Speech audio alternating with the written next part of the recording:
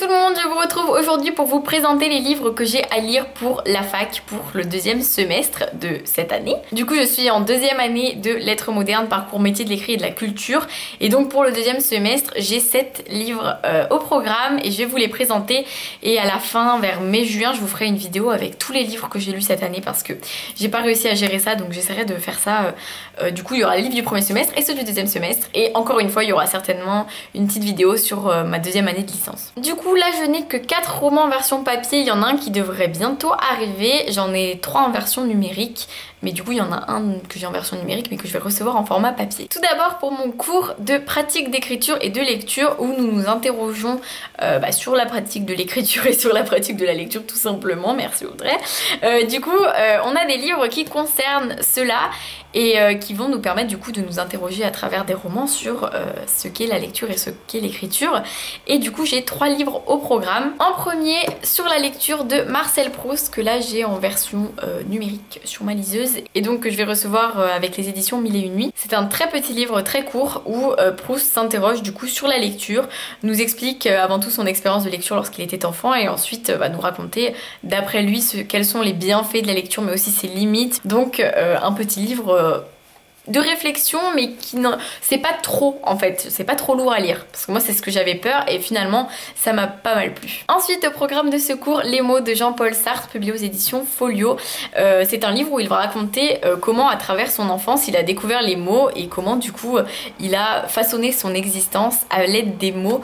Donc j'ai très envie de découvrir la plume de Jean-Paul Sartre et à travers ce livre du coup je vais être obligée, mais en même temps ça me donne très envie, donc j'en suis ravie. Et enfin je suis encore plus ravie parce que le troisième livre au programme c'est Fahrenheit 451 de Ray Bradbury, publié aux éditions Folio SF, et je suis très contente parce que j'avais trop envie de lire ce livre et en plus je l'avais déjà dans ma bibliothèque, donc c'est pour dire, j'avais vraiment envie de le lire et j'ai pas eu besoin de le racheter pour le cours, mais là je vais être obligée et tant mieux parce qu'il faut que je me force pour être motivée. C'est l'histoire d'une société où la lecture est interdite. Dès qu'on retrouve des livres on les brûle. Les pompiers ne sont pas des pompiers qui viennent éteindre les feux mais qui créent des feux dès qu'ils trouvent des livres dans des maisons. Et on va suivre Montag qui est justement un pompier pyromane mais qui va commencer à se poser des questions sur cette société et qui se demande qu'est-ce que ça serait si on autorisait la lecture et qu'est-ce que ça ferait du coup aux personnes.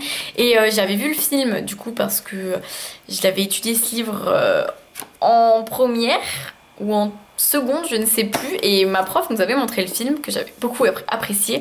Du coup j'ai très envie de lire l'histoire, en plus c'est un peu trouble dans ma mémoire donc j'ai hâte de redécouvrir cette histoire. Pour mon cours d'histoire littéraire, j'étudie l'œuvre de Clément Marot, L'adolescence clémentine. C'est un recueil de poésie, donc de la poésie assez particulière mais c'est de la poésie.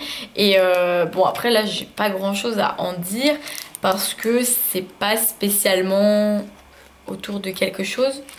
On peut dire que ça serait autour de l'adolescence du coup de Clément Marot, sauf que l'adolescence à l'époque était compris lorsque la personne avait entre 15 et 30 ans, donc du coup ça vient du latin, et du coup c'est plutôt l'adolescence de Clément Marot mais de ses 15 à ses 30 ans, pas de ses 12 à ses 18 ans quoi.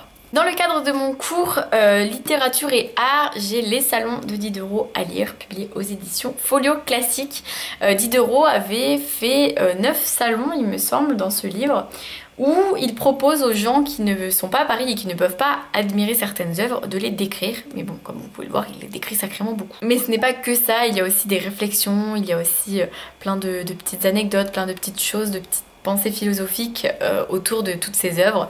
Et du coup, Diderot raconte tout ça dans ce livre. Dans ce même cours, j'ai le livre Voyage en pays du Sud de Stendhal, il me semble, mais en version numérique parce que ça n'existe pas en version écrite, papier.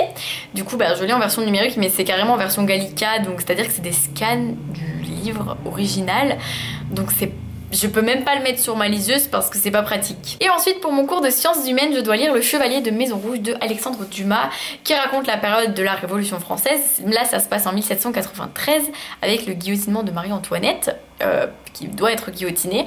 Et du coup c'est l'histoire il y a une histoire d'amour et en même temps il y a une histoire de révolution autour, et de cet amour qui sert finalement un peu à servir la révolution. Et il y a beaucoup de pages, là sur ma liseuse c'est une version de 900 pages. Voilà, voilà. Sur ce, j'ai hâte quand même de lire pas mal de ces livres parce que ça me fait découvrir, ça m'oblige à changer de genre et moi j'apprécie ça, même si parfois il faut me forcer un peu. Donc en l'occurrence, les livres de cours, ça me force assez bien. Du coup, si vous avez des avis à me donner, ça serait très bien parce que ça peut me motiver beaucoup plus. Pour l'instant, je n'ai lu que sur la lecture, donc du coup, je n'en ai pas lu beaucoup. Et bah écoutez, j'espère aussi vous donner envie de les lire une fois que je les aurai lus, s'ils m'ont plu, dans une vidéo que je vous ferai du coup vers mai-juin. Voilà, j'espère que ça vous a plu, je vous fais plein de bisous et je vous retrouve très vite pour une nouvelle vidéo. Passez de très belles lectures d'ici là.